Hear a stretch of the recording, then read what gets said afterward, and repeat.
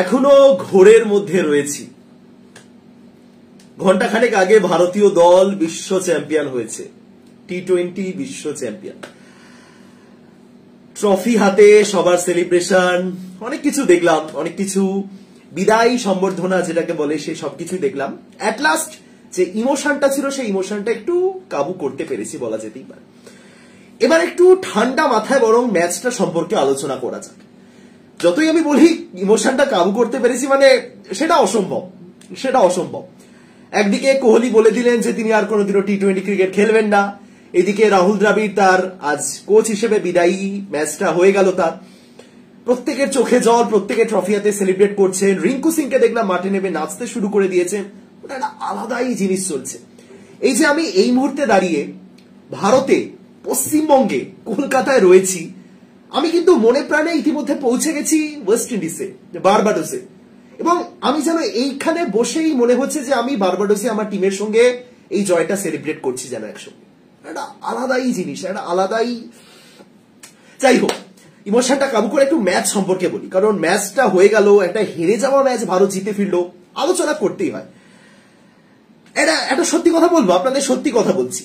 যখন 30 বলে ওই 31টা কত রান দরকার, তখন আমি দেখলাম আমার ফেসবুকে নিউজ ফিডে প্রায় সবাই হাল ছেড়ে দিয়েছে, সবাই হাল ছেড়ে দিয়েছে। ওই জায়গাতে দাঁড়িয়ে ক্লাসেন যেভাবে ব্যাটিং করছিলেন মনে হচ্ছিল আর হলো না।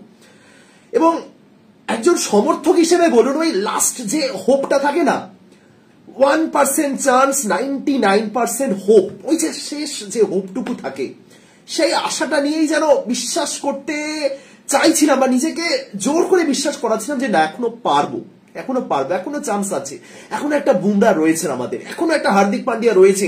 সেই 3 বলে 2 হার্দিক পান্ডিয়া তো জিতে ফিরেছিলেন, আজকে আর একবার করতে পারবেন নাকি?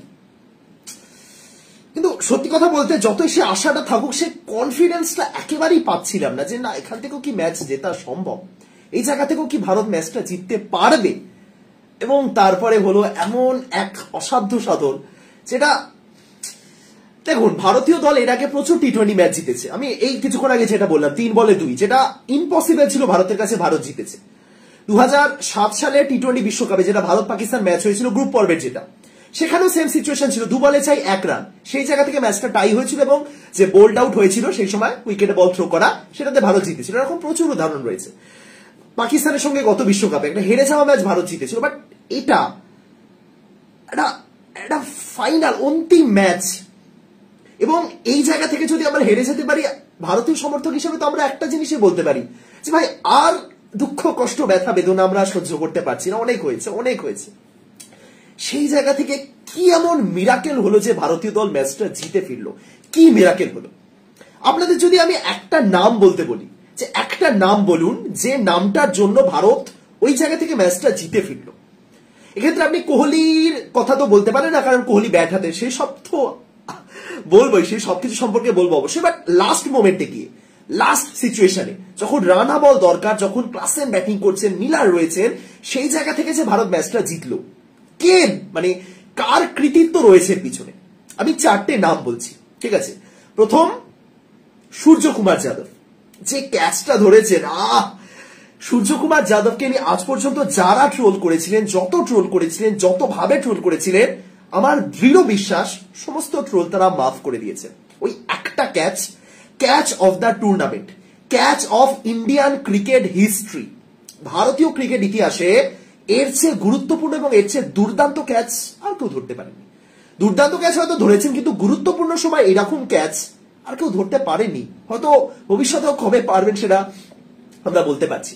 সুতরাং 1 সূর্য, 2 হার্দিক পান্ডিয়া। যতই লাস্ট ওভারে একটা বড় রান দরকার থাকুক, আপনি সাউথ আফ্রিকার এগেনস্টে ওই ব্যাটিং লাইন আপের এগেনস্টে ব্যাটিং করছেন, যেখানে রাবাডার মতো ব্যাটারও মেরে দেবেন পরের দিকে এসে, তারাও মারতে পারেন। সেই জায়গাতে দাঁড়িয়ে হার্দিক পান্ডিয়ার যে লাস্ট ওভার, সেটা আসলেই গুরুত্বপূর্ণ ছিল। সুতরাং হার্দিক। নাম্বার 3, জসপ্রীত বুমরা। আপনি যতই লাস্ট ওভারে হার্দিক বা সূর্যর ক্যাচ বলুন না কেন, আপনি কোনোভাবে হার্দিকের ওই ওভারটা অস্বীকার করতে পারছেন, যেখানে হার্দিক বোলিং করতে এলেন, একটা অসাধারণ ওভার বোলিং করলেন। এবং ওই জায়গাতে দেখুন, ওই জায়গাতে দাঁড়িয়ে সাউথ আফ্রিকার ব্যাটারদের একটা জিনিস, একটা ধারণা থাকতে পারে যে জসপ্রীত বুমরা বোলিং করতে এসেছে, ইজি রানা বল দরকার, চল একটু সম্মান দিই না, একটু সম্মান দিই বুমরাকে। যদি ওভারে 6টা মেডেনও আমি বার করি, তাতে কি এসে যাবে? কিছু কি এসে যাবে? কিছু এসে যাবে না। এবং এই জিনিস আমরা এর আগে হাজারবার দেখেছি, আইপিএল এর মঞ্চেই তো সুনীল নারায়ণকে সম্মান দেবো, সুনীল নারায়ণের 6টা বলই ধরে খেলবো, দেখে খেলবো, বাকি বোলারদের মারবো, এই ধারণা নিয়ে সবাই খেলতে নামে কেকেআর এগেইনস্ট, অনেক ক্ষেত্রে আমরা দেখেছি। সুতরাং এটা সাউথ আফ্রিকা প্ল্যানিং হতে পারতো, কিন্তু ওই বুমরা যে ওভারটা করলেন, যে উইকেটটা তুললেন, ওটা কিন্তু ম্যাচের একটা বড় টার্নিং পয়েন্ট হতে পারে। চতুর্থ, অনেকে ভাবে এই জায়গাতে আর কার নাম আমি বলবো যাকে কৃতিত্ব দেওয়া যেতে পারে, রোহিত শর্মা। রোহিত শর্মা রোহিত শর্মা যে ক্যাপ্টেন্সিটা করলেন লাস্ট 5টা ওভারে, আমি একজন সাধারণ ক্রিকেট দর্শক বা একজন কি বলবো, একজন এমন সমর্থক যে চাইছিলাম যে ভারত জিতুক, এবং আমার মাথায় এই জিনিসটাই একদম গেঁথে গেছিল, সিচুয়েশন বাদ দিন, আমার মাথায় ওই সিচুয়েশন এই জিনিসটা গেঁথে গেছিল যে এই ম্যাচের সবচেয়ে ইম্পর্টেন্ট ওভার হতে পারে 19তম ওভার, এবং 19তম ওভারে আপনাকে কাকে আনতে হবে, কাকে আনা উচিত, কাকে আনলে বেস্ট হবে, জসপ্রীত বুমরা। এবার একজন সমর্থক হিসেবে যখন এই ধারণাটা মাথার মধ্যে একদম ঢুকে গেছে, সেই জায়গাতে আপনি মোক্ষম সময় আনলেন জসপ্রীত বুমরাকে, 19তম ওভারে নয়, সেই জায়গাতে আনলেন যেখানে তাকে দরকার। হ্যাঁ, এটা দেখুন, এটা এমনও নয় যে না এই জায়গাতে 19তম ওভারে বুমরাকে আনতেই হবে, মানে একটা মুখস্থ ক্যাপ্টেন্সি, এমনটা না, কিন্তু যে কোনো ক্যাপ্টেন একটু সেফ খেলার জন্যই চাইবেন যে বুমরাকে 19তম ওভারটা দেওয়া। পেনাল্টিমেট ওভার যেটাকে বলা হয় না, সেটা খুব ইম্পর্টেন্ট, এবং বুমরা 19তম ওভারে কতটা অসাধারণ আমরা সবাই জানি। সেই জায়গাতে বুমরাকে যে সিচুয়েশনে রোহিত আনলেন, ও মাস্টার ক্লাস ক্যাপ্টেন্সি। সুতরাং 4টে নাম, আপনারা 4টে নামের মধ্যে থেকে একটা নাম চুজ করুন। আমরা যে মাল্টিপল চয়েস কোয়েশ্চেনের যে অ্যান্সার দিই না, 4টের মধ্যে থেকে একটা বেছে নাও, আপনারা বেছে নিন আপনাদের পছন্দ মতো। লাস্ট 5 ওভারে ভারতের ম্যাচ ঘুরে যাওয়ার পিছনে কাকে আপনি কৃতিত্ব দেবেন? সূর্য, হার্দিক, বুমরা নাকি রোহিত? জাস্ট একটা নাম চুজ করুন এবং লিখুন। কিন্তু একজনের কৃতিত্ব দেওয়া তো সম্ভব নয়, 4 জনেরই সমান কৃতিত্ব রয়েছে। কিন্তু যে কামব্যাকটা ভারত করলো, যখন আমরা সবাই হাল ছেড়ে দিই, যখন মনে করি যে না আর হবে না, দেখুন পাকিস্তানের বিপক্ষে গত টি20 বিশ্বকাপেও তো সেম সিচুয়েশন ছিল, 8 বলে 28, ভারতের জয়ের শতাংশ মাত্র 15%। সেই জায়গা থেকে না আমরা আশা রেখেছিলাম, এটা ফ্যাক্ট, আমি আশা রেখেছিলাম, বাকিদের কথা জানি না, আমি আশা রেখেছিলাম, কারণ একটা বিরাট কোহলি ছিলেন সেই সময়।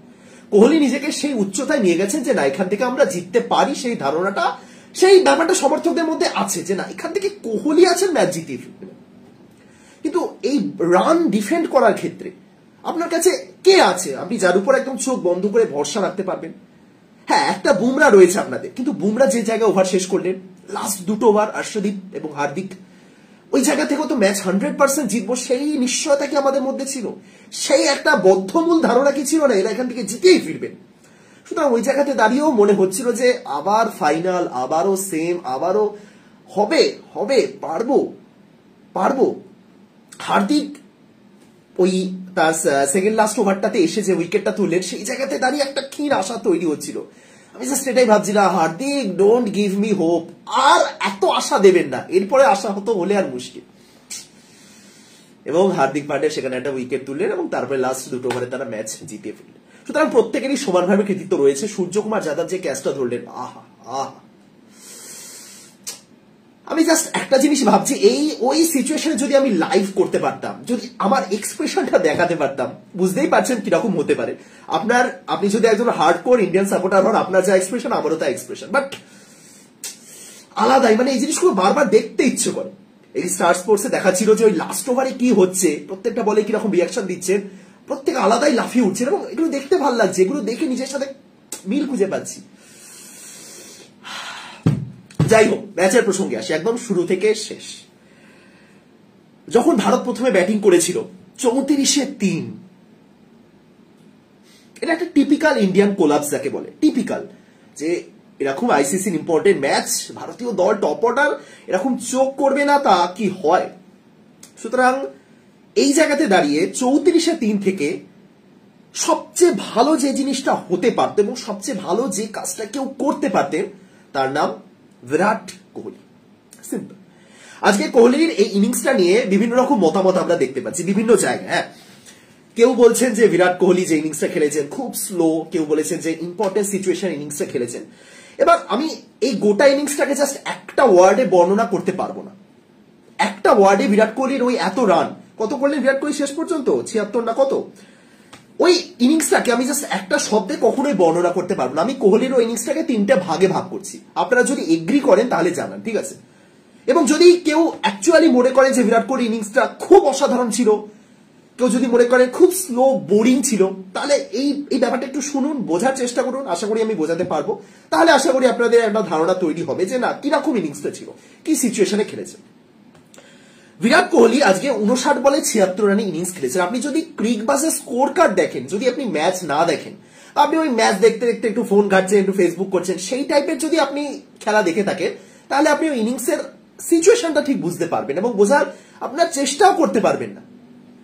বিরাট কোহলি আজকে কিভাবে শুরু করলেন? প্রথম 1.5 ওভারের মধ্যে কত রান উঠেছিল? 23 রান উঠে গেছিল। প্রথম 1.5 ওভারে 23 রান উঠে গেছিল। কোহলি একদিক থেকে দারুণ, 4-4-4 3টে 4 মেরেছিলেন তিনি 1 ওভারে, রাইট? তাহলে কোহলি কিভাবে শুরু করেছিলেন? কোহলির ওই ইনিংসটা তাহলে কিভাবে শুরু হয়েছিল? একদম ধুমধারাক্কা, মার কাটারি, এবং রিস্ক নিয়ে খেলছিলেন না, নিয়ে চলো এজ লেগে একটা 4 হলো না, সুন্দর ড্রাইভ মেরেছিলেন কোহলি, তাই তো শুরু থেকে। সুতরাং কোহলির ইন্টেন্টটা শুরুতে এরকমই ছিল যে আমি শুরু থেকে চালাবো মানে ওরকম না যে বল ব্যাটে আসবে একদম উড়িয়ে দেবো, না, আমি ঠিকঠাক বল যেখানে আসবে। ইভেন কোহলি প্রথম দিকে বল ছেড়েওছেন, যেমন সুন্দর ড্রাইভ মেরেছেন ঠিক সেরকম বল তিনি ছেড়েওছেন। বল কোন দিকে ঘুরবে না ঘুরবে, যেটা কোহলির এত বছর পরে এসে একটা দুর্বলতা সবাই মানেন, সেটা হলো অফ স্টাম্পের বাইরের বল কোহলি কোনটা ছাড়বো না এই করতে করতে বারবার এজ লাগিয়ে আউট হয়। সেই জায়গাতে কোহলি কিন্তু বুঝে শুনে খেলেছে, না আমি ছাড়বো, এটা আমার ছাড়তে হবে, ছাড়বো। সুতরাং প্রপার ইন্টেন্টে কোহলি কিন্তু শুরু থেকেই একদম ঠিকঠাক গতিতে এগোবে সেই ধারণা নিয়ে খেলেছিলেন। তারপরে কি হলো? তারপরে একটা typical Indian collapse. Rohit Sharma out, Rishabh Pant out, Suryakumar Yadav out. কে কিভাবে আউট হয়েছে সেটা ইম্পর্টেন্ট নয়, ইম্পর্টেন্ট এটাই যে ওই সিচুয়েশনে যখন টিম একদম দ্রুত গতিতে এগোচ্ছে সেই জায়গাতে হঠাৎ করে 3টে উইকেট পড়ে 34-3, এবং কাকে ব্যাটিং করতে পাঠানো হলো? অক্ষর প্যাটেলকে। আপনি প্রত্যেকটা সিচুয়েশন ভালো করে বুঝুন।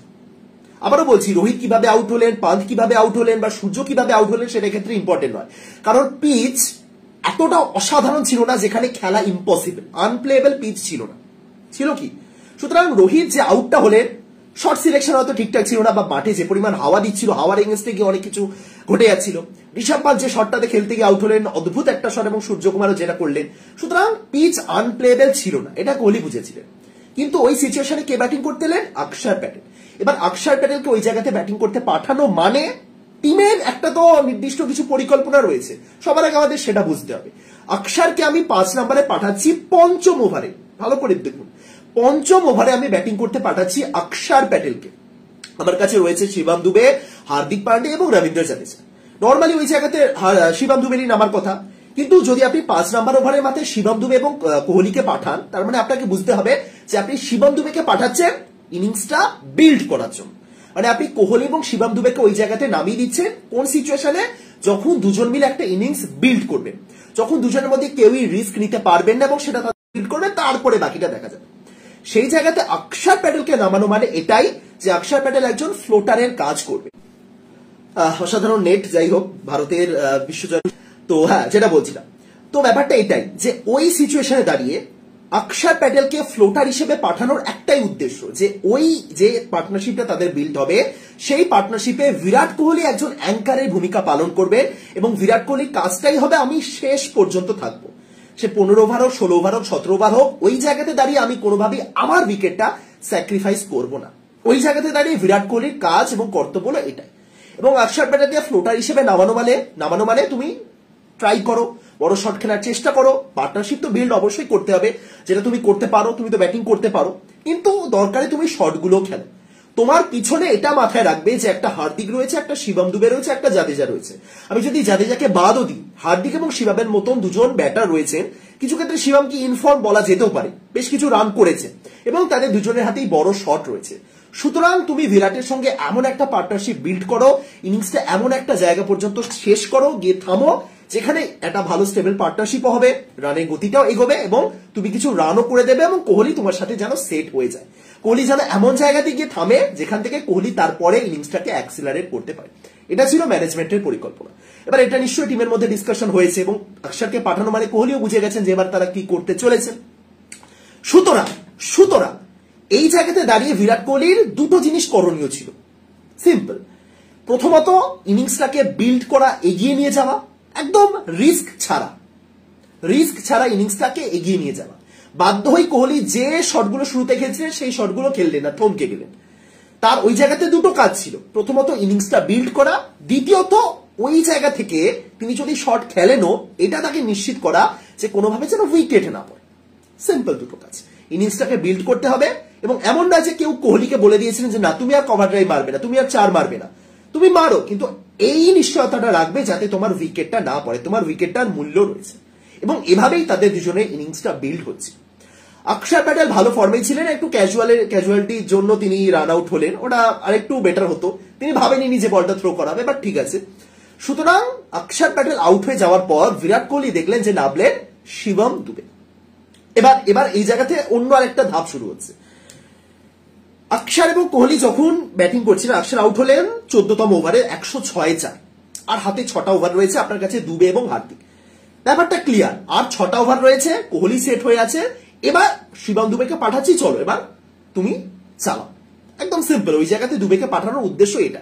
এবং এই জায়গাতে আমি ম্যানেজমেন্টের আজকে প্রশংসা করবো। আগের দিন এই জায়গাতে ম্যানেজমেন্ট খুব বাজে একটা ভুল করেছিল, স্পিনারদের ওভার বাকি থাকা সত্ত্বেও জাদেজাকে তারা পাঠিয়েছিল শিবম দুবের আগে, যেটা আমার অন্তত মনে হয়েছে যে এটা খুব বাজে একটা সিদ্ধান্ত। কিন্তু আজকে তারা দেখলো যে না, এখনো স্পিনারদের ওভার রয়েছে, আজকে চলো শিবম দুবেকে পাঠানো যাক। এটা কিন্তু আজকে ভালো সিদ্ধান্ত ম্যানেজমেন্ট, এবং এটাই উচিত। এটা ভালো সিদ্ধান্ত কি বলবো, এটাই ন্যাচারাল সিদ্ধান্ত হওয়া উচিত। যাই হোক, এবার তাহলে শিবম দুবেকে পাঠানো হলো বিরাট কোহলির সঙ্গে। এবার তাহলে বিরাট কোহলির কি করণীয়? আমি আবারও বলছি, কেউ কিন্তু বিরাট কোহলিকে বলেননি যে তোমাকে ডট বল খেলতে হবে, তোমাকে সিঙ্গেল নিতে হবে, তোমাকে রানা বল করতে হবে, তুমি 4 মারলে হবে না, এই জিনিসটা কিন্তু কেউ বিরাট কোহলিকে বলেনি। কিন্তু টিমের প্ল্যান নিশ্চয়ই এটা ছিল যে তুমি তোমার উইকেটটা সেফ রাখো, তোমার উইকেটটা যেন 18 ওভার বা 19 ওভারের আগে না পড়ে, এটা কোহলিকে নিশ্চিত করতে নিশ্চয়ই বলা হয়েছিল। এবং সেই কারণেই কোহলি, আপনি দেখুন 48 বলে 50, কোহলি যতটা সেট হওয়া যায় ততটা সেট হলেন। এবং এই জায়গাতে যদি কোহলি আউট হয়ে ফিরতেন, 49 বলে 50 রানে যদি ইনিংস খেলতেন, তাহলে আপনার কাছে পূর্ণ অধিকার রয়েছে কোহলিকে ট্রোল করা, যে একটা প্লেয়ার 48টা বল খেলার পর সেট হয়ে গেছে এবং তারপরে সে একটা শট খেলতে গিয়ে আউট হচ্ছে, এই জায়গাতে অবশ্যই সমালোচনা করাই যায়। কিন্তু কোহলি তারপরে ইনিংসটাকে বড় করতে শুরু করলেন। এবং কোন সিচুয়েশনে, যখন দেখা গেল যে স্পিনারদের মোটামুটি আশা শেষ, যখন তিনি দেখতে পেলেন যে শিবম দুবে এবার কিন্তু আর কোনো স্পিনারদের টার্গেট করতে পারবেন না, এবার পেসার আসতে চলেছে, এবার হয়তো শিবম দুবে একটু স্ট্রাগল করতে পারে, এবার হয়তো শিবম দুবের সামনে শর্ট বল পড়বে এবং শিবম দুবে একটু হয়তো সমস্যার মুখে পড়তে পারে। সেই জায়গাতে দাঁড়িয়ে তিনি এবার চার্জ নেওয়া শুরু করলেন। একদম সিম্পল, তিনি দেখলেন যে স্পিনারদের ওভারগুলো যাচ্ছে, শিবম দুবে মোটামুটি ভালো খেলছেন, ঠিক জায়গাতে শিবম দুবেকে পাঠানো হয়েছে, শিবম দুবে চার্জ নেবেন। তারপরে বিরাট কোহলি সেই সিচুয়েশনে এসে তিনি যখন দেখলেন তিনি পুরোপুরি সেট হয়ে গেছেন, এবার পেসাররা আসবে এবং সেই জায়গাতে কোহলি আউট হলে যখন 18.5 ওভার, 19তম ওভার চলছে, 163, শেষ 11 বলে সম্ভবত 26 রান করেছেন, লাস্টে আউট হওয়ার বাদ দিলে 10 বলে 26, এই জায়গাতে ইনিংসটা তিনি অ্যাক্সিলারেট করেছেন। সুতরাং গোটা ইনিংসটা দেখে কি আপনি কোনোভাবেই কোনো সিচুয়েশনে বলতে পারেন যে গোটা ইনিংসটা ভালো বা গোটা ইনিংসটা খারাপ? আপনি বলতে পারবেন, আপনাকে ইনিংসগুলো ছোট ছোট ভাগে ভাগ করে নিতে হবে এবং 3টে ভাগে আপনি ভাগ করুন, তাহলে কোহলির যে ইন্টেন্ট, যে অ্যাপ্রোচ, সেটা আপনি বুঝতে পারবেন। প্রথম ওই রোহিতের সাথে পার্টনারশিপ বিল্ড করার আগে পর্যন্ত স্মুথ, তিনি জানেন তিনি টাচে রয়েছেন, তিনি ছন্দে রয়েছেন, প্রথম বলে কেউ যদি এরকম সুন্দর শট খেলে, তারপরে 3টে উইকেট পড়লো, মানে একই সঙ্গে 3টে উইকেট পড়লো, এমন না যে 10-20 রানের পার্টনারশিপ মাঝে মাঝে হয়েছে, না, 10 রানের মধ্যে 3টে পড়ে গেল, ওই জায়গাতে তিনি স্লো হয়ে গেলেন, স্লো ডাউন। সেদিন জোনাথন ট্রট বলেছিলেন গুলবাদিন এককে স্লো ডাউন, তিনি মাটিতে পড়ে গেছিলেন, কোহলি তার মাটিতে পড়তে পারবেন না, কোহলি জাস্ট ইনিংসটা স্লো করে দিলেন, কারণ নেমেছিলেন অক্ষর প্যাটেল এবং ওই জায়গাতে অক্ষর প্যাটেলকে ফ্লোটারের কাজটা দেওয়া উচিত। সুতরাং ওই অক্ষর প্যাটেল থেকে শুরু করে শিবম দুবে স্পিনারদের ওই ওভারগুলো যতক্ষণ পর্যন্ত চললো, সেই সময়টুকু তিনি একটু ধরে খেললেন, সেট হলেন, লাস্ট পর্যন্ত ইনিংসটাকে নিয়ে গেলেন। তারপরে যখন পূর্ণ অধিকার রয়েছে তার কাছে মারার, এবং তখন যখন তিনি বুঝতে পারলেন এরপরে আমি যদি আউটও হই, হার্দিক পান্ডিয়া এসে একদম পর্যাপ্ত, মানে যে জায়গাটা হার্দিকের জন্য আইডিয়াল সেটা তিনি পাবেন, সেই জায়গাতে তিনি মারতে লাগলেন। এবং ওই জায়গাতে তিনি এটাও নিশ্চিত করলেন যে দুবেও যদি আউট হন তাহলে কোনো চাপ নেই, কারণ সেই জায়গাতে হার্দিক তার আইডিয়াল সিচুয়েশন পাচ্ছে লাস্ট 2-3 ওভারের জন্য।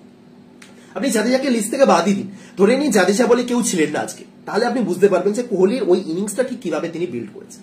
সুতরাং দেখুন, সামান্য ক্রিকবাজ দেখে একটা ইনিংসের বিচার করা খুবই, কি বলবো, সহজ বলা যেতে পারে, অতিরিক্ত কিছু ভাবতে হয় না, কিছু দেখতে হয় না, আচ্ছা এই না কিন্তু আপনি যদি ইনিংসটাকে বিচার করেন যে এই আচ্ছা আচ্ছা এবারে সেখানে একটা উইকেট পড়লে, আপনি বাদ দিন, সবকিছু বাদ দিন, আপনি জাস্ট এইটুকুনি ভাবুন যে 12তম ওভার চলছে, দলের রান 80, ধরুন 12তম ওভারে দলের রান 80, এরকমই কিছু একটা হচ্ছিল, 80, 85, 90 এরকম ছিল, এবং কোহলি একটা ছক্কা মারতে গিয়ে আউট হলেন, দলের 4টে উইকেট পড়ে গেল।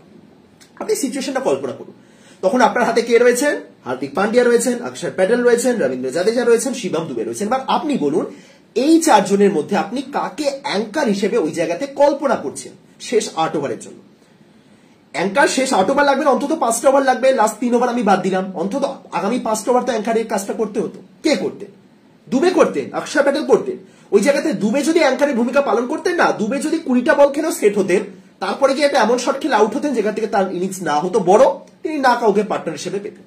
এই জিনিসটা আমি 1000বার বলেছি, ভারতীয় দলের ক্ষেত্রেও দেখেছি আমি, এটা আরসিবির ক্ষেত্রেও দেখেছি। আরসিবি বাদ দিই, ভারতীয় দলের ক্ষেত্রে তো সেম জিনিস হয়েছে। আপনি 2 বছর আগে পাকিস্তানের বিপক্ষে ম্যাচটা দেখুন, কোন সিচুয়েশন দাঁড়িয়েছিল, শুরুতে 4টে উইকেট পড়ে গেছে, তারপরে তিনি এবং হার্দিক, তারপরে কোহলি এবং হার্দিক দুজনে মিলে খেললেন, কোহলি ডিপ নিয়ে গেলেন। কোহলির এটা ভূমিকা, মানে বরাবরই আমি দেখেছি কোহলি তার ইনিংস গুলো ডিপ নিয়ে যেতে চান। রান চেসের ক্ষেত্রে ব্যাপারটা আলাদা থাকে, কিন্তু এক্ষেত্রে যেহেতু প্রথমে রান করছেন, একটা প্ল্যানিং ছিল যে এত দূর পর্যন্ত আমি নিয়ে যাব, তারপরে আমি দেখব। সুতরাং কোহলির গোটা ইনিংসটাকে আপনি, আবারও আমি বলছি, আপনি এক কথায় অসাধারণ, দুর্দান্ত, ভালো, এই সমস্ত একটা বিশেষণ দিয়ে আপনি বর্ণনা করতে পারবেন না। কোহলির ইনিংসটা গুরুত্বপূর্ণ ছিল, পরিস্থিতি অনুযায়ী ভালো ছিল, এইটুকুনি কিন্তু আপনি বলতে পারেন। সুতরাং এমনি এমনি তাকে ম্যান অফ দ্য ম্যাচ দেওয়া হয়নি। জসপ্রীত বুমরাহ দুর্দান্ত বোলিং, হার্দিক পান্ডিয়ার শেষ দিকে ম্যাচ উইনিং একটা ওভার, সবকিছুই আপনি মাথায় রাখতে পারেন, কিন্তু কোহলি যে ব্যাটিংটা করেছেন দ্যাট ওয়াজ পারফেক্ট, পারফেকশন যাকে বলে। অক্ষর প্যাটেলের ইনিংসটা কোনো অংশে কম নয়, এবং অক্ষর প্যাটেল ওই যে ব্যাটিংটা করলেন, আরো কৃতিত্ব এই কারণে দেবো কারণ তিনি ভরসা পেয়েছেন। দেখছেন একদিকে কোহলি রয়েছে, আপনি কল্পনা করুন না, প্রথমত কোহলি না থাকলে অক্ষরকে নামানো হতো না, এটাও আপনি জেনে রাখুন। কোহলি যদি ওই জায়গাতে না থাকতেন, অক্ষরকে ফ্লোটারের কাজটা দেওয়া হতো না, কারণ একজন ফ্লোটারের কাজ তখনই গুরুত্বপূর্ণ হয়ে ওঠে, তখনই সে ফ্লোটারের কাজটা করতে পারে যখন সে দেখে আমার সাথে আরেকজন রয়েছে যে ইনিংসটাকে অ্যাঙ্কারিং করছে, যে আমার সাথে রয়েছে, আমি যদি আউট হই সে আমার সাথে থাকবে, ভুলবার শট না খেলে অবশ্যই। সুতরাং দারুণ সিচুয়েশন অনুযায়ী যেভাবে তারা করেছে, মানে আবারও বলছি কোহলি ইনিংসটাকে কিন্তু আমি দারুণ বলছি না, সিচুয়েশন অনুযায়ী কোহলি যেভাবে অক্ষরের সাথে পার্টনারশিপ বিল্ড করেছেন, দুবের সাথে পার্টনারশিপ বিল্ড করেছেন, এবং যে সিচুয়েশনে অ্যাক্সিলারেট করেছেন ওই পরিস্থিতি অনুযায়ী অ্যাকচুয়ালি। এবার এত প্রশংসার পর খারাপ লাগছে, খারাপ লাগছে না মানে চিন্তা হচ্ছে, খারাপ না, খারাপ কেন লাগবে, চিন্তা হচ্ছে অ্যাকচুয়ালি। চিন্তা হচ্ছে এই ভেবে যে কোহলি অ্যানাউন্স করে দিলেন আর আমি টি-20 ক্রিকেট খেলবো না, তাহলে এই কাজটা কে করবে না? আবারও তো আমরা খেলবো টি-20 বিশ্বকাপ 2 বছর পর, আবারও গুরুত্বপূর্ণ ম্যাচ আসবে, তাহলে এই কাজটা কে করবে না? বা টি-20তে অ্যাঙ্কারের কোনো প্রয়োজনীয়তা নেই, টি-20 ক্রিকেটে কোহলির মতো প্লেয়ারদের দরকার নেই, এই ধারণা নিয়ে যারা এখনো বসে আছেন তারা আজকের ইনিংসটা দেখুন। এরপরে কোহলির মতন কাজটা কে করবে? যেই করুন, যেই আসুক না কেন, তিলক ভার্মা এরকম ইনিংস খেলতে পারেন, তাকে এবার ম্যাচিওর হতে হবে এরকম সিচুয়েশনে। অনেক নাম রয়েছে, তিলক ভার্মা রয়েছেন, আপনি সঞ্জু স্যামসনকে এখানে খেলাতে পারেন। এবার এটা ওরকম ভাবে কাউকে কারোর নাম বলা যায় না, এখন প্রচুর প্লেয়ার রয়েছে, একটা নতুন একটা দলই তো বানিয়ে দেওয়া হয়েছে জিম্বাবুয়ে সিরিজের জন্য, সেটা আলাদা ব্যাপার। বাট এই কাজটা করতে হবে দাদা, এই কাজটা করতে হবে, এবং এটা অত সহজ নয়। কোহলি এত বছর ধরে এটা করে এসেছেন। হ্যাপি টি-20 ইন্টারন্যাশনাল রিটায়ারমেন্ট বিরাট কোহলির জন্য। বাকি টি-20 ক্রিকেটের ওয়ান অফ দ্য গ্রেটেস্ট নয়, গ্রেটেস্ট ক্রিকেটারই আমি বলবো, কারণ হ্যাঁ এবার আপনি টি-20 মানে সেই ছক্কা মারতে হবে, সেই হিসেবে আপনি অন্য অনেক, ক্রিস গেইলের নাম বলতে পারেন, এবি ডেভিলিয়ার সেরকম টি-20 ক্রিকেট অ্যাকচুয়ালি ছিলেন না কখনোই। যাই হোক, মানে আপনি অন্য অনেক কিছু নাম বলতে পারেন, বাট আপনি সবকিছু ভাবুন, ইম্পর্টেন্ট সিচুয়েশনে ভাবুন। ম্যান অফ দ্য টুর্নামেন্ট হয়েছে দুখানা টি-20 বিশ্বকাপে, এবার ফাইনালে ম্যান অফ দ্য ম্যাচ, যে কোহলি ফ্লপ, কোহলিকে দিয়ে হবে না, কোহলি রিটায়ার করুক ইত্যাদি ইত্যাদি, সেই কোহলি সে ফাইনালে সে পারফর্ম করে দিলেন। সেই মিমটা, final match you perform, what happening, India winning. Final ম্যাচে বিরাট কোহলি পারফর্ম করছেন মানে দল জিত। এই হলো ব্যাটিং। এবার প্রশ্ন যদি করা হয় 176 কি ঠিকঠাক ছিল, এরও কিন্তু দুটো অ্যান্সার হয়, এরও দুটো অ্যান্সার হয়। আপনি যদি ভারতীয় বোলিং এর দিক থেকে বিচার করেন, যে মানে 176 করেছে ভারত, সেই রানটাকে ডিফেন্ড করার ক্ষমতা তাদের রয়েছে? উত্তর হলো হ্যাঁ। মানে ভারতের বোলিং তারা সাম্প্রতিক সময় যে প্রদর্শন করেছেন, কুলদীপ যাদব, জসপ্রীত বুমরা, অন্তত এই দুটো নাম জাস্ট, বাকি বাদ দিন সবাইকে, এই দুটো নাম এরা যা প্রদর্শন করেছে নিঃসন্দেহে বলা যেতেই পারে এই টিমটা অবভিয়াসলি যে কোনো সিচুয়েশনে কিন্তু রান ডিফেন্ড করে দেওয়ার ক্ষমতা রাখে, রাইট? কিন্তু যদি আপনি পিচ অনুযায়ী বলেন, পাটা পিচ, মানে এই পিচে কি মানে পুরোই ফ্ল্যাট পিচ একদম, এখানে কোনো স্পিন নেই, অতিরিক্ত কিছু নিউ ইয়র্কের মতন কিছু হচ্ছে না। সুতরাং এই পিচে 176 জায়গায় 190 হতে পারে। সুতরাং ওই 10-15 রান শর্ট ছিল ভারতীয় টিম। এটা কিন্তু আমি পিচের কন্ডিশন অনুযায়ী বলছি, কিন্তু ভারতের বোলিং এর কথা যদি আমি ভেবে বলি তাহলে রানটা গুড, ভালো, ভারতীয় টিম এই রানটা ডিফেন্ড করে দেওয়ার ক্ষমতা রাখে।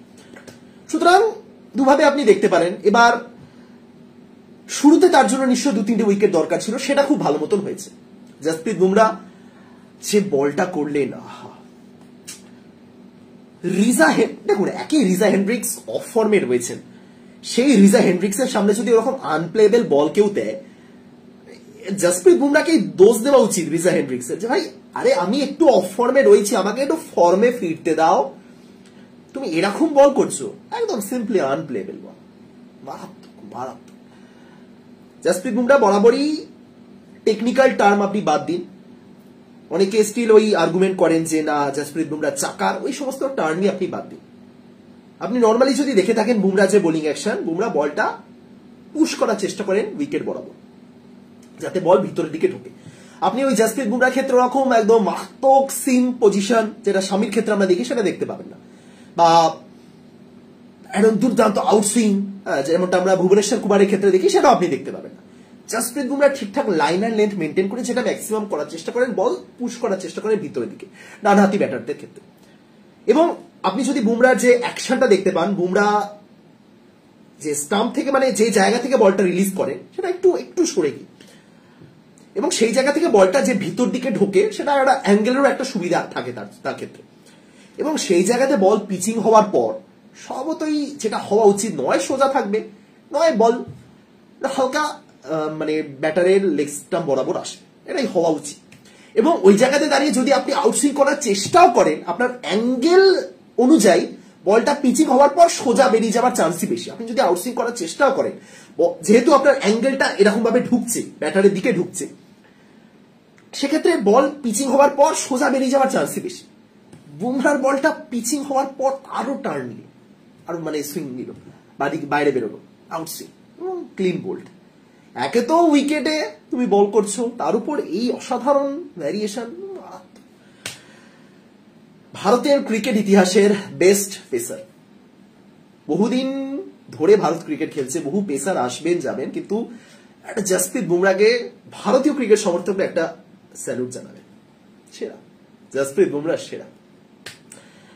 বর্তমান সময়ের অন্যতম শ্রেষ্ঠ, মানে অন্যতম এই কারণে বলছি কারণ বর্তমান সময়ের তো একটা টাইম লিমিট থাকা উচিত। আমি যদি এই মুহূর্তে বলি, এই মুহূর্তে যারা খেলছেন নিঃসন্দেহে বুমরা বেস্ট, বাট আপনি যদি এই জেনারেশনের কথা বলেন, একটা যদি বলেন বিগত 20 বছরের বেস্ট বোলার, সেক্ষেত্রে বুমরা কিন্তু টপ 10 লিস্টে অন্তত আসবেন। আপনি বলেই দিতে পারেন না যে জসপ্রীত বুমরা বেস্ট শেষ 20 বছরে, না এরকম শেষ 20 বছরে আপনি তো গ্লেন ম্যাকগ্রাথও পেয়েছেন, আপনি কি এই মুহূর্তে বলবেন যে বুমরার থেকে মানে বুমরা ম্যাকগ্রাথ থেকে বেস্ট না, বাট টপ 10-এ তো অবভিয়াসলি আসবেন এবং ভারতের best pacer all over cricket ইতিহাসে এটুকুনি বলা হয়েছে। এবং এই মুহূর্তে তো আপনি কাকে বুমরার থেকে এগিয়ে রাখবেন, কাউকে পারবেন না। ম্যান অফ দ্য টুর্নামেন্ট এমনি হননি, ব্রিলিয়ান্ট, যখনই বোলিং দেওয়া তাকে ম্যাচ জিতিয়ে দেওয়ার ক্ষমতা রাখেন। এবং স্বামী বুমরা জুটিটা দেখতে পেলাম না, এটাও খারাপ লাগবে বটে, বাট স্টিল বুমরা 1 সেকেন্ডের জন্য স্বামীর অভাব টের পেতে দেননি, দাম। তারপরে যেটা হলো, যেটা বললাম যে রানটা তুলেছিল ভারত সেটা চেজেবল ছিল যদি বোলাররা শুরুতে উইকেটে, বুমরা নিয়ে নিলেন, আর্শদীপ একটা উইকেট তুলে নিলেন, কিন্তু তারপর 70 রানের মাথায় গিয়ে 3টে উইকেট পড়লো, স্টাবস আউট হলেন। ঠিক আছে, স্টাবস আউট হলেন, তাও এটা ক্লাসেন মিলার এরা বাকি রয়েছেন, তো চিন্তা হচ্ছিল। চিন্তাটা আরো বাড়লো যখন হেনরি ক্লাসেন সেই দৈত্য রূপে আবার ফিরে এলেন। আমি এর আগেও বারবার ভিডিওতে বলেছি এবং আমি এটা মানি, মন থেকে মানি, যে ক্রিকেট ইতিহাসে 2জন দৈত্য আজ পর্যন্ত এসেছে। এক ইউনিভার্সাল বস ক্যারিবিয়ান দৈত্য ক্রিস গেইল, দ্বিতীয় এই হেনরি ক্লাসেন আফ্রিকান দৈত্য। আরো অনেক থাকতে পারেন। সাউথ আফ্রিকার বেস্ট ক্রিকেটার হিসেবে, মানে এই বিধ্বংসী ক্রিকেটার হিসেবে ডেভিলিয়ার্সকেই সবাই বলবেন, কিন্তু ক্লাসেন যে কাজটা করেন আলাদাই। হেনরি ক্লাসেন পরোয়া করেন না কিছু, এরকমই ব্যাটিং করেন। ওই জায়গাতে অ্যাকচুয়ালি চাপ লাগছিল যে হেনরি ক্লাসেন কি করছেন। ডিকক, অনেকেই ভাবছিলেন যে ডিককের উইকেট তুলতে পারলে ভারত ম্যাচে থাকবে, কিন্তু ডিকক আউট হয়ে যাওয়ার পর হেনরি ক্লাসেন আবার যেটা শুরু করলেন, মনে হচ্ছিল ম্যাচটা গেছে এবং সম্ভব নয়। কুলদীপ এবং আকসারকে তো হেলায় ওরা উড়িয়ে দিচ্ছিলেন ক্লাসেন, পরের দিকে গিয়ে মিলার, তারপর হার্দিক পান্ডিয়া কামব্যাক, প্রচুর কামব্যাকের স্টোরি আমরা শুনি, দেখি। আমি জানি না গ্রেটেস্ট কামব্যাক কে করেছেন বা কোন জিনিসটাকে গ্রেটেস্ট কামব্যাক আমরা বলবো। কামব্যাক বিভিন্ন রকম হতে পারে। ঋষভ পান্ট যেটা করলেন সেটা কি একটা গ্রেট কামব্যাক নয়? কার অ্যাক্সিডেন্ট, সেখান থেকে তিনি আদৌ ক্রিকেট মাঠে ফিরতে পারবেন কিনা সেই নিয়ে যখন প্রশ্ন, সেখান থেকে তিনি বিশ্বকাপ জিতে বেরিয়ে গেলেন। হার্দিক পান্ডিয়ারটা একটা অন্যরকম কামব্যাক। হার্দিক পান্ডিয়ার কামব্যাকটা একটু বেশি মেন্টালি কামব্যাক, যেটাকে বলে ফিজিক্যালি নয়। মানে চোট সারিয়ে কবে ফিরবো, কবে চোট সারবে, আমার রিপ্লেসমেন্ট চলে এসেছে, সেটাও সবকিছুতেই মেন্টালে একটা চাপ পড়ে। সবকিছু এই মুহূর্তে যে কম্পিটিশন, যে কোনো সিচুয়েশনে আপনাকে কামব্যাক করতে হলে দারুণভাবেই কামব্যাক করতে হয়। কিন্তু হার্দিকের যে কামব্যাকটা ছিল সেটা সমর্থকদের সঙ্গে, হার্দিকের যে লড়াইটা ছিল সেটা হলো অডিয়েন্সের সঙ্গে, ফ্যানদের সঙ্গে, এবং যেটা জেতা খুব কঠিন হয়ে দাঁড়ায় যদি না আপনার মধ্যে সেই মানসিক বলটা থাকে। আজ ম্যাচ শেষ হয়ে যাওয়ার পর সবচেয়ে বেশি জল আমি দেখতে পেয়েছি হার্দিক পান্ডিয়ার চোখে, এবং স্বাভাবিক। হার্দিক পান্ডিয়াকে মানুষজন ছাপড়ি তকমা দিয়েছিল। ছাপড়ি শব্দের অর্থ বোঝেন নিশ্চয়, যে এটা একটা ক্যাপ্টেন। এবং মুম্বাই ইন্ডিয়ান্সে থাকাকালীন হার্দিকের প্রচুর সমস্যা ছিল, এবং এমন নয় যে আমরা জোর করে হার্দিককে নিয়ে ট্রোল করেছিলাম, না, কারণগুলো জেনুইন ছিল। হার্দিক পান্ডিয়ার কিছু ক্ষেত্রে ব্যবহার, আচরণ, যেটা সমর্থকরা চান, যে জিনিসটা সমর্থকরা দেখে অভ্যস্ত, রোহিতের থেকে তারা যে জিনিসটা দেখেছেন হার্দিকের সেটা দেখতে পাচ্ছেন না। তার উপর ক্যাপ্টেন হিসেবে খুব বাজে ফর্ম, তার উপরে এগুলো তো ক্রিকেট মাঠ হলো, ক্রিকেট মাঠের বাইরে পারিবারিক ঝামেলা, সবকিছু মিলে হার্দিক পান্ডে এমন একটা জায়গায় দাঁড়িয়েছিলেন যেখান থেকে তিনি সমর্থকদের ওই হাহা রিয়াকশন থেকে লাভ রিয়াকশনে কনভার্ট করার জন্য একটা জিনিসই করতে হতো, পারফরমেন্স। এই টি-20 বিশ্বকাপের man of the tournament Bumrah পেয়েছে। যদি বুমরা না পেতেন, হার্দিক ডিজার্ভ করতেন। দারুণ দারুণ, হার্দিক পান্ডিয়া সেরা। এত কিছু জয় করে হার্দিক পান্ডিয়া তার সমস্ত বেস্ট পারফরমেন্স তুলে রেখেছিলেন টি-20 বিশ্বকাপের মঞ্চে। What a player, what a player. Even আমিও হার্দিককে নিয়ে আইপিএলের সময় প্রচুর ভিডিও বানিয়েছি, প্রচুর সমালোচনা হয়েছিল তাকে নিয়ে, আমি নিজেই করেছি। সবকিছু আপাতত ফেরত দিয়ে নিচ্ছি, কারণ খারাপ সময় যদি কেউ ট্রোল করে তাকে, তার ভালো সময়, ইম্পর্টেন্ট সময়ও তাকে কিন্তু সেই বাহবাটা দেওয়া উচিত। যদিও একটা কথা আছে, সবাই এটা বলেন যে মানুষ খারাপ সময় পাশে থাকে না, ভালো সময় সবাই প্রশংসা করে, খারাপ সময় যারা থাকে তারাই আসল ফ্যান। সেটা তো অবশ্যই রয়েছে, কিন্তু স্টিল এই যে ক্রিটিসিজম, এই জিনিসগুলো কিন্তু প্রত্যেক প্লেয়ারের জীবনে দরকার, তবেই সেই প্লেয়ারের থেকে সেই পারফরমেন্সটা আসবে। আইপিএল এর সময়তে আমি একটা পোস্ট করেছিলাম ফেসবুকে, 2000 কত, সেটা 17 না 18 ওরকম একটা সাল নাগাদ হার্দিক পান্ডিয়া আইপিএল এ খুব বাজে একটা মরশুম কাটিয়েছিলেন, খুব বাজে মরশুম। এবং সেই আইপিএল এ তার একটা খুব বাজে ইনিংস ছিল, 19 বলে 3 টি-20 ম্যাচে, 19 বলে 3, বুঝতে পারছেন কি ইনিংস। সেখান থেকে দাঁড়িয়ে হার্দিককে ভারতীয় দল থেকে ড্রপ করা হোক ইত্যাদি অনেক কিছু বলা হচ্ছিল, এবং হার্দিক তার ঠিক পরেই একটা ম্যাচ উইনিং পারফরমেন্স করেছিলেন ভারতীয় দলের জার্সিতে। সেটা তো নর্মাল সিরিজ ছিল, এক্ষেত্রে ছিল টি-20 বিশ্বকাপ। এবং এটা আমরা আগেও দেখেছি যে চাপের মুহূর্তে এই সিচুয়েশনে হার্দিক পান্ডিয়া একদম যতটা জ্বলে ওঠা যায় ততটাই জ্বলে উঠতে পারে। সুতরাং জানতাম তিনি তার বেস্টটা বাঁচিয়ে রেখেছিলেন এই টি-20 বিশ্বকাপের জন্য, এবং সেটাই তিনি ডেলিভার করলেন। Hardik Pandya, thank you. যারা আপনাকে ছাপড়ি বলতো, যারা আপনাকে ছাপড়ি সম্বোধন করতো, তারাই আজ বলছে কিংফু পান্ডিয়া, হার্দিক কিংফু পান্ডিয়া। সুতরাং ক্লাসেনের ওই উইকেটটাই কিন্তু টার্নিং পয়েন্ট বলা যেতেই পারে। এবং এই কারণে আরো আমি বলছি টার্নিং পয়েন্ট, তার কারণ হার্দিকের ওই ক্লাসেনকে আউট করার পর বুমরার ওভার বাকি ছিল। আমি ভাবছিলাম যে ক্লাসেনকে কেউ যদি আউট করতে পারে বুমরাই পারবে, ম্যাক্সিমাম বুমরা, আর তার বেশি কারো ক্ষমতা নেই।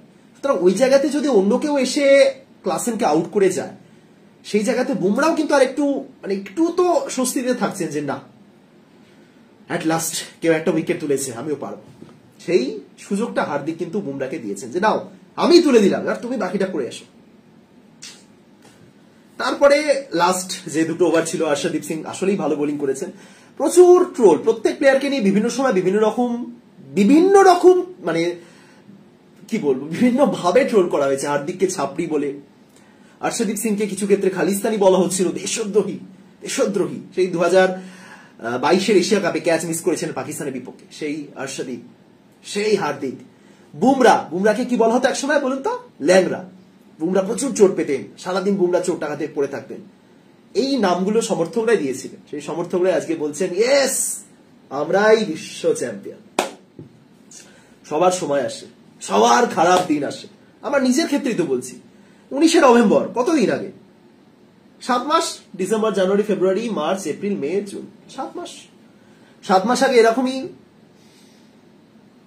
লাইভে এসে জাস্ট একটুখানি বোঝানোর চেষ্টা করছিলাম যে এই মুহূর্তে দলকে নিয়ে ট্রোল করবেন না, দলের পাশে থাকুন, প্লেয়ারদের পাশে থাকুন। রোহিত শর্মা ভেঙে পড়েছেন, সবার চোখে জল, আজও সবার চোখে জল। আজকের চোখের জলটা কিন্তু কষ্টের নয়, দুঃখের নয়, আনন্দের। ভারতীয় ক্রিকেট দল টি-20 বিশ্বকাপে চ্যাম্পিয়ন হয়েছে। আইসিসি ট্রফি এসেছে 11 বছর পর। Well played. এই মুহূর্তে দাঁড়িয়ে একটা জিনিস খুব ইচ্ছে করছে। আমার মনে আছে গত ওডিআই বিশ্বকাপের ফাইনালে হারের পর আমি 3-4 দিনের জন্য গায়েব হয়ে গেছিলাম, ফেসবুক থেকেই গায়েব হয়ে গেছিলাম, কোনো পোস্টই করিনি। একটু একা, একটু শান্তি চাইছিলাম যে আর মাথায় নিচ্ছে না, পারছি না। এই মুহূর্তে দাঁড়িয়ে ফেসবুকে যাওয়া মানে আবার ওই সেম জিনিস দেখতে হবে। এই মুহূর্তে দাঁড়িয়ে আমার ঠিক সেই জিনিসটাই করতে ইচ্ছে করছে, যে 2-3 দিনের জন্য একটু গায়েব হয়ে যায়।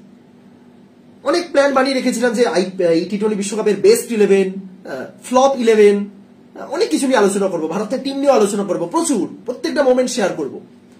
কিন্তু এই মুহূর্তে দাঁড়িয়ে মনে হচ্ছে যে না, একটু বিশ্রাম, একটু আনন্দ করি, একটু বন্ধুদের সাথে একা একটু সেলিব্রেট করি যে না, পেরেছি। এই পেজটা খোলার পর এই যে চোপড়া স্পিক্স, এটা তো আমার বলাইতে পারে একটা আইডেন্টিটি। এই চোপড়া স্পিক্স এর আজ বিগেস্ট ডে, আজকে সবচেয়ে আনন্দের দিন। Thank you team India, thank you এই জয়টা উপহার দেওয়ার জন্য। অনেক ধন্যবাদ। 1:30 বাজে, ভিডিওটা শেষ করি। আশা করি সবাই ভালো আছেন, ভালো থাকুন, একটু শান্তির ঘুম হবে যাকে বলে। দেখা হচ্ছে পরের ভিডিওতে। তাদের সবাইকে টাটা এবং গুড নাইট। উই আর টি-20 ওয়ার্ল্ড চ্যাম্পিয়ন।